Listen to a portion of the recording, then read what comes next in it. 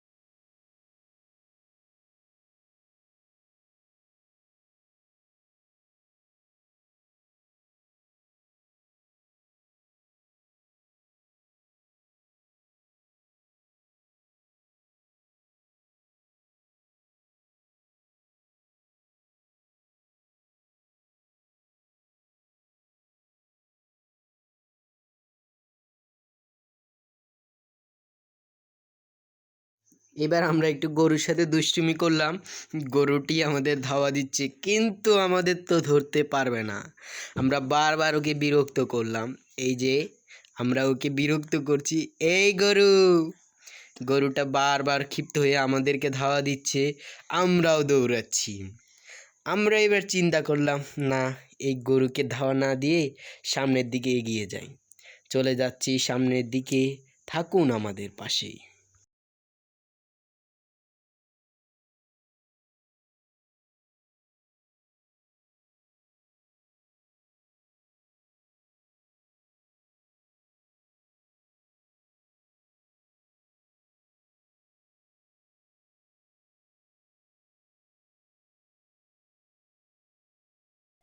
এই যে বন্ধুরা, আপনারা দেখতে পাচ্ছেন আমাদের গ্রামের ঐতিহ্যবাহী গাছ। এই গাছ থেকে শীতকালে পাই আমরা রস, এবং অন্যান্য সময়ে পাই খেজুর। এই গাছটি আমাদের দিয়ে যাচ্ছে অনাবিল খাওয়া দাওয়া। এই দিক দিয়ে আমাদের যদিও কোনো যানবাহন বা মানুষ দেখা যায় না, তাও দুইজন লোক ওইদিকে যাচ্ছে।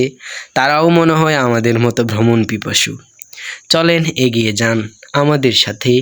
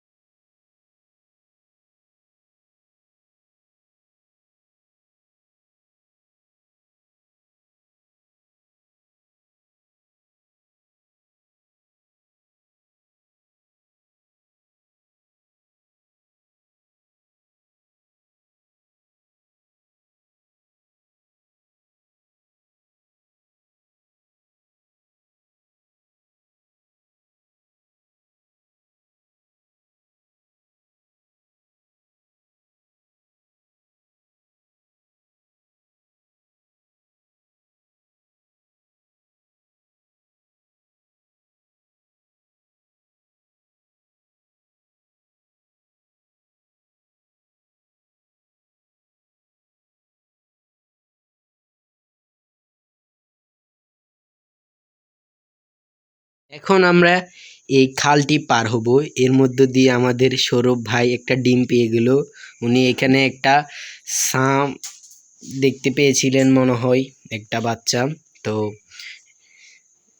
কোনটা কি কিসের বাচ্চা ওটা আমরা জানি না। আমরা খাল পার হচ্ছি।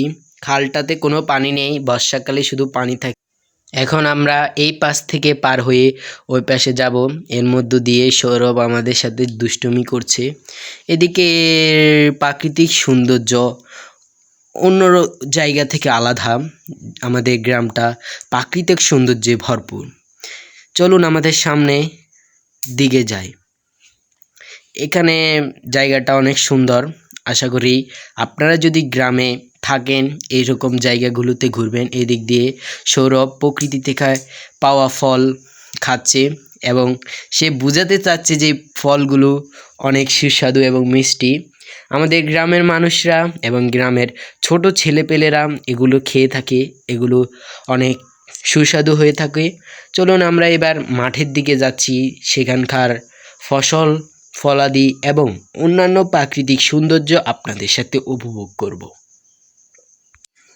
এখানে খুব সুন্দরভাবে দাঁড়িয়ে আছে বৃক্ষরাজি, তারা আমাদের স্বাগত জানাচ্ছে এবং আমরা তাদের এই সুন্দর পাতাগুলো দেখে মুগ্ধ হচ্ছি। কি সুন্দর সবুজ পাতা। বসন্তের কাছাকাছির এই সময়ে আমরা প্রকৃতির এই সৌন্দর্য উপভোগ করছি। অনেক সুন্দর পাতা, পাতাগুলো একেবারে সবুজ এবং এই নতুন পাতাগুলো দেখতে অনেক সুন্দর। এখানে সামনে আরও কিছু গাছ রয়েছে, গাছগুলো দেখতে অনেক সুন্দর। এই জায়গায় আমরা ওইরকমভাবে উপভোগ না করলেও একটা গ্রামে যত সৌন্দর্য থাকা দরকার এই সব সৌন্দর্যগুলো আমাদের গ্রামে রয়েছে বলে আমরা মনে করি। আমাদের গ্রামটা অনেক সুন্দর। এরকম বাংলাদেশে আরও শত শত গ্রাম রয়েছে, যেই গ্রামগুলো প্রাকৃতিক সৌন্দর্যে ভরপুর। এখানে একটি আমরা গাছ দেখতে পাচ্ছি, এই গাছের ফুলগুলো অনেক সুন্দর এবং এই গাছগুলো দিয়ে ঘর তৈরিতে ব্যবহৃত হয় এবং বিভিন্ন কাজে এই গাছগুলো ব্যবহার করা হয় এবং এই সময়ে এই গাছগুলোর ফুল দেখতে অনেক সুন্দর হয়। এই যে সৌরভ আমাকে ফুল ফরিয়ে দিচ্ছে, যদিও আমি ফুল ফরি না, ফুলটা আপনাদের দিয়ে দিলাম। থ্যাঙ্কস আপনাদেরকে আমাদের পাশে থাকার জন্য এবং এই পর্যন্ত আসার জন্য। আমরা সামনের দিকে যাচ্ছি, এগিয়ে যাচ্ছি এবং আপনারাও আছেন আমাদের সাথে। সামনে ফসলে ভরা এই মাঠ, এই মাঠ যদি এই সবগুলো মাঠ ফসলে ভরা থাকতো তাহলে আজ আমাদের বাংলাদেশ দুর্ভোগে ভুগতো না। আমাদের বাংলাদেশ অন্য কোনো দেশের উপর ফসলের জন্য নির্ভরশীল হতো না। চলেন গাইস, আমরা বেশি কথা না বলে আমরা একজন কৃষকের কাছে যাব ওনার মতামত জানার জন্য, যে ওনার ফসল কীরকম হয়েছে উনি বলবে, ওনার নিজের কাছ থেকেই আপনারা শুনবেন। চলেন আমরা একসাথে যাচ্ছি। একজন গ্রামে ঘুরতে এসে যদি আপনি গ্রামের ব্লগ দেখে গ্রামের মানুষের মতামত না জানেন বা কথা না শুনেন তাহলে তো বিষয়টা অন্যরকম দেখা যায়। আসসালামু আলাইকুম। কেমন আছেন? কি করতেছেন আপনি? এই ফসলগুলোর নাম কি? গুঁড়া ডাল। তো এগুলো কয়টা করছেন? এরকম কয় জমিন করছেন? বহুত অনেক অভিজ্ঞতা অনেক না? তো মাসে কত পান এই বছরে? ফসল কিরকম হয়েছে আপনার? বহুত ভালো, অনেক ভালো। তো আপনি খুশি আছেন তো? আর খুশি না, জনগণ খুশি, আমি খুশি। ঠিক আছে, ধন্যবাদ আপনার মতামত ব্যক্ত করার জন্য। উনি ওনার ফসল নিয়ে অনেক খুশি এবং উনি আমাদের বলতে চাচ্ছেন এবং বুঝাতে চাচ্ছেন ওনার ফসল ভালো হয়েছে এবং উনি এটাও জানিয়েছেন যে যে মানুষ যদি এবং জনগণ যদি খুশি থাকে তার ফসল নিয়ে তিনিও খুশি। তো আমাদের ঘরে ঘরে প্রত্যেক কৃষকের এরকম হওয়া দরকার। এরপর আমরা আরও একজন কৃষকের কাছে যাচ্ছি, চলুন শুনুন।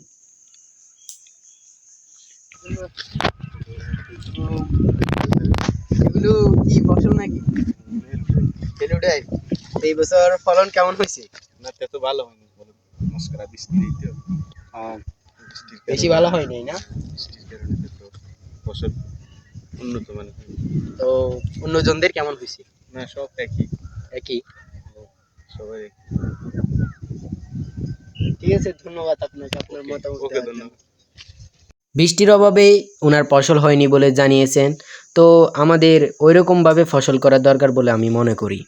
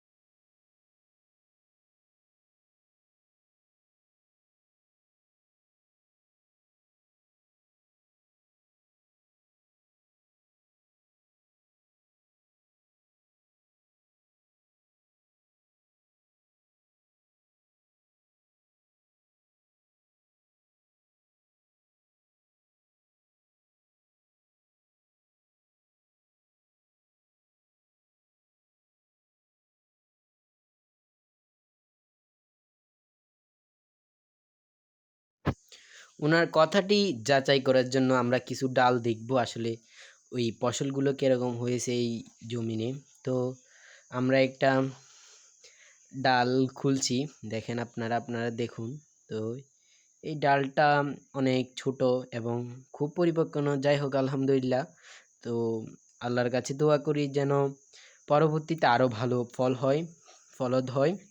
এবং আপনাদেরকে আমি বলবো, আপনারা যারা কৃষিকাজে অভ্যস্ত এবং কৃষিকাজ করে থাকে তাদেরকে সবসময় উৎসাহিত করবেন এই কাজ করার জন্য, কারণ আমাদের বাংলাদেশের অর্থনীতি এই কৃষির উপরেই দাঁড়িয়ে। এর মধ্য দিয়ে সৌরভ দুষ্টুমি করছে আমার সাথে, যাক আমিও দুষ্টুমি করি নাই, এখানে একটু বসে পড়লাম।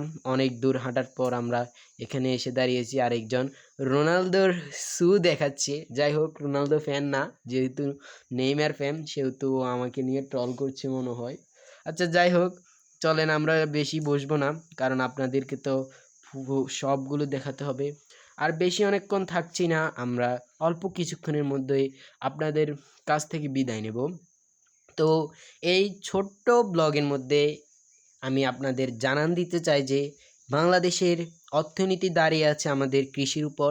এই কৃষিভিত্তিক সমাজ যদি আমরা গড়ে না তুলতে পারি, তাহলে যে সময়গুলো সামনে আসবে ওই সময়গুলোকে আমরা মানিয়ে নিতে পারবো না এবং আমাদের অর্থনীতির চাকা সচল থাকবে না। এই সময়ে এসে আমি আরও একটা কথা বলতে চাই, যারা কৃষিকাজ করে থাকে তাদেরকে আমাদের গ্রামে খুব ছোট চোখে দেখা হয়। তো আমি বলবো তাদেরকে ছোট চোখে না দেখে সমান চোখে দেখা হোক, কারণ এই কৃষকরাই আমাদের ভবিষ্যতের লক্ষ্য এবং ভবিষ্যতের জন্য যা কিছু করা দরকার তারাই করে। এই যে দেখতে পাচ্ছেন একটা পাখির বাসা যত সম্ভব। তো এই পাখিটা এখানে ঘর বেঁধেছে থাকার জন্য, অনেক বড়। এটা কি পাখি আমরা নিজেও জানি না। আমরা আগের বারই এখানে একটা ডিমের খোসা পেয়েছিলাম, এটা মনে হয় এই বাসার পাখির ডিমের খোসা হতে পারে। যাই হোক আমরা সামনের দিকে যাচ্ছি, আমরা আর কিছুক্ষণের মধ্যে থেকে আপনাদের কাছ থেকে বিদায় নেব। তো আমরা এখন খাল পার হব। এই খালটা এখন কোনো পানি নেই এবং এই আমাদের গ্রামের একটা বৈশিষ্ট্য, বর্ষাকাল আসলে এই গ্রামে দুর্ভোগ নেমে আসে, এখানে চলাফেরা করতে অনেক কষ্ট হয় এবং এই সময়ে এসে এই গ্রামে প্রাণীর অভাব হয়। তো সবাইকে আমি বলবো আপনারা কৃষকদের প্রতি শ্রদ্ধা রাখুন। এখন আমরা আমাদের মূল জায়গায় ফিরে যাব, এই জন্য আমরা খালটা পার হয়ে যাচ্ছি। তো গাইস আল্লাহ হাফেজ। আপনাদের কাছে এইটুকুই বলা থাকবে, আমাদের চ্যানেলটি সাবস্ক্রাইব করবেন এবং বেল আইকনটি অন করে দিবেন। ধন্যবাদ, বাই বাই, দেখা হচ্ছে পরবর্তী ভিডিওতে।